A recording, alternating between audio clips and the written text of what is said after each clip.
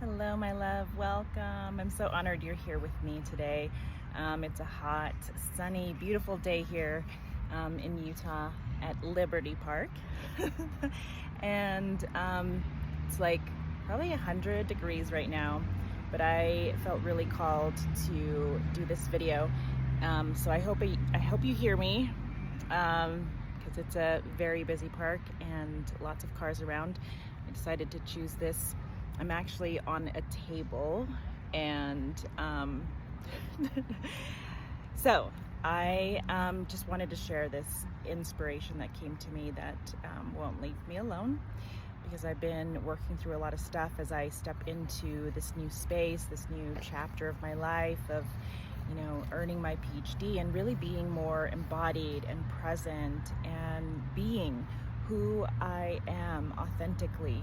Because I don't believe that we are becoming, because becoming is a future perspective, and we need to be in the here and now, in the present moment. It's all about being embodied and present, feeling safe in your body. And so I wanted to share something with you because a dear friend of mine asked me what is the fuel to my fire, because I've got a lot of things that I want to build and create, and I'm pursuing my psychiatric mental health nurse practitioner postmaster's degree and or certificate, whatever that is, but I have been finding a lot of resistance, and I think the resistance is not there because I have fear of failure. It's actually fear of succeeding, and which is so opposite from what most think. It really is something that we have to look at, because for me I automatically think it's like fear of failure and weakness and not wanting to appear dumb or stupid, and that used to be it used to. But now as I've earned my PhD and I wrote about grieving the death of my daughter, this is what's coming up for me now as I want to, get this degree or this certificate, postmaster certificate, and also really do workshops and retreats for grieving mothers, for anyone who is in that process of grieving. To be that person that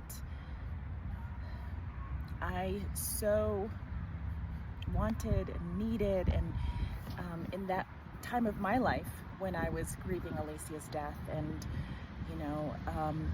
the challenges and struggles and suffering that I went through. And I feel really called to help other mothers, to help other souls that are going through the same moment.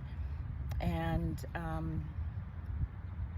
in that, stepping into the space of not just being the nurse for over 27 years, the educator, I want to hold space with this framework that has come to me through my research, and it's called Heartwave.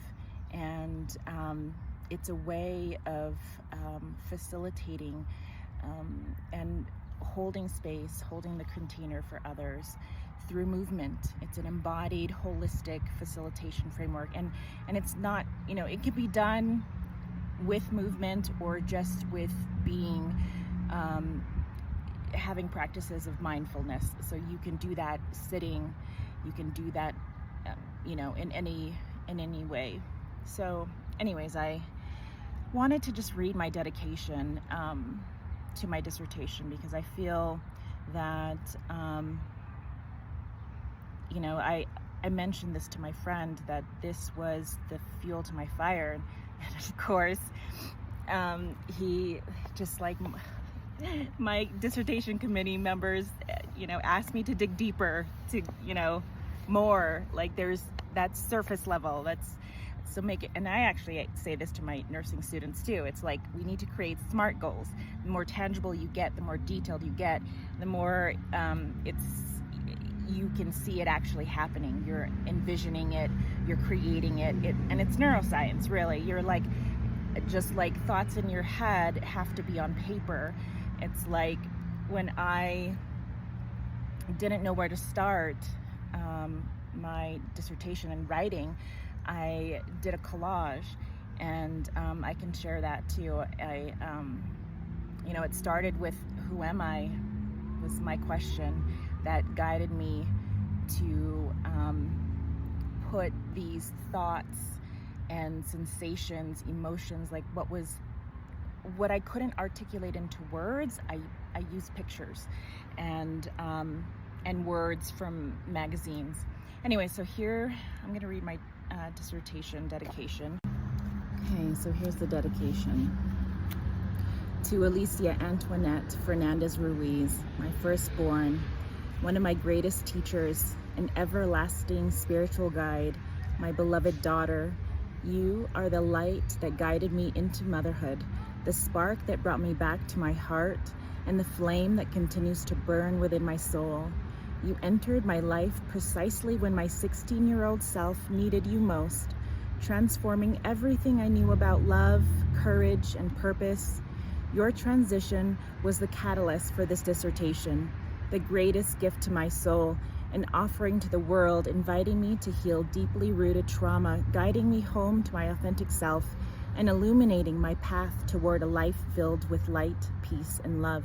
This work of art is born from the depths of our bond, unbreakable, eternal, and sacred. Thank you for choosing me to be your Marmee. Thank you for continuing to walk with me in spirit, guiding my healing, whispering the truth, and reminding me always of who I am. I dedicate every word of this dissertation to your life, your legacy, and the love that transcends all time and space. To Bella and Gia, my darling daughters, your presence, love, and quiet strength have anchored me through unimaginable grief, illuminating my way back to gratitude and presence. Each of you, in your own unique wisdom, inspired me to embody courage, authenticity, and emotional awareness, reminding me that grief and joy can coexist, that grief is not forever sadness, but love transformed into gratitude and remembrance. Your unwavering love created the sacred space I needed to fully immerse myself in this dissertation, even when it was difficult. So thank you for walking beside me, reminding me to pause, breathe, love, laugh, live fully, and persist, even when I wanted to give up. I dedicate this sacred work to both of you, my beloved daughters, my forever blessings. To my parents, Marina and Macario Fernandez, thank you for everything, for your endless sacrifices, your unwavering belief in education, and for embodying what it truly means to love through service. You shaped my heart, guided my values, and gifted me the resilience to rise again and again. Daddy, even though you've transitioned, your spirit breathes gently within every word of these pages. Mom, I thank you for being my quiet strength, my prayer warrior, and my safe place. My beloved parents, your lives are my greatest inspiration, and this journey was possible because of you. I dedicate this creative expression of love to you both. And to every bereaved mother, I dedicate this tapestry of love to you. I see you. I honor you. I walk the sacred path with you. To the mother whose grief is carried bravely in silence, may you feel deeply seen and held within these pages. May the profound depth of your love be your greatest strength, illuminating your path forward. May your ongoing bond with your beloved child be your comfort, your meaning, and a gentle, ever-present reminder that love transcends all boundaries. May you remember you are never alone, and you are profoundly, eternally loved. Finally, I dedicate this sacred gift to my eternal spirit, every human part of me that carried this grief and still chose to keep moving forward. To the little Filipina girl who smiled through tears, giggled at the sun, and whispered countless wishes to the stars. to the teenage mother who bravely sacrificed, to the resilient adult who weathered divorce, the heartbreak of abortions, the weight of single parenthood, and the unexpected death of a child, to the teacher of nursing students who leads with compassion and integrity, to the wise soul who never settled, to the lover of sentient beings who has always and continues to believe in the goodness of all souls, to the academic committed to a sacred mission, and to the courageous explorer who embraced the unknown. I see you, I honor you, I thank you. Thank you for trusting the sacred, for listening to spirit, for choosing to live. Whew. I didn't think that would take so long. So anyways, I just feel so inspired to share that with you. And hopefully you can share it with someone who has lost someone, to a mother who has lost a child. And this resonates with you about the really experience that it is to be human, because one thing we're guaranteed in life is that one day there will be death. And I really feel that it's through feeling safe, feeling connected with others, to yourself, to your higher power, and being more present, having that nervous system regulation. And we weren't taught how to manage our emotions, and I know that very well. I'm a feeler. I am very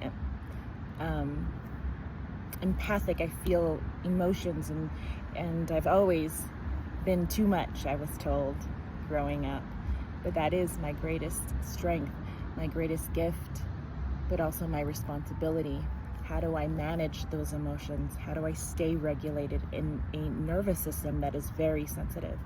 And don't get me wrong, I still get activated, because really it's neuroscience. We have, two pathways. So